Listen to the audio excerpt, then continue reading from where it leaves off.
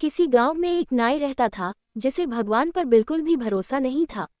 एक बार उस नाई की दुकान पर एक बुद्धिमान व्यक्ति आया। जब नाई उस व्यक्ति के बाल काट रहा था तो दोनों में भगवान के अस्तित्व पर बहस छिड़ गई।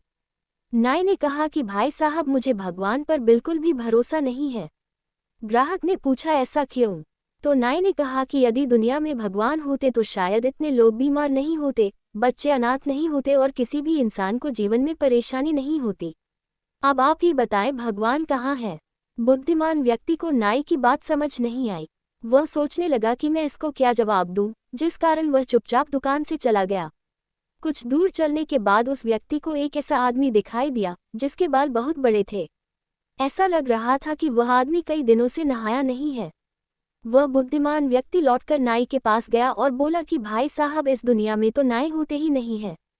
ये सुनकर नाई ने बोला कि अरे भाई साहब, अभी कुछ देर पहले ही आपने मुझसे बाल कटवाए थे।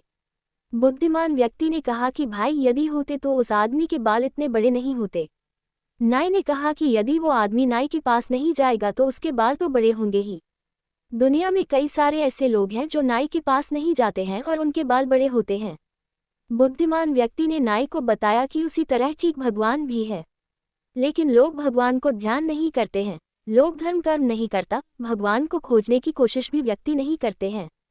हमेशा दूसरों को दुख देते हैं, जीवन में सिर्फ बुरे काम करते हैं और इस कारण उनको भगवान की कृपा नहीं मिलती और जीवन भर दुख भोगते हैं।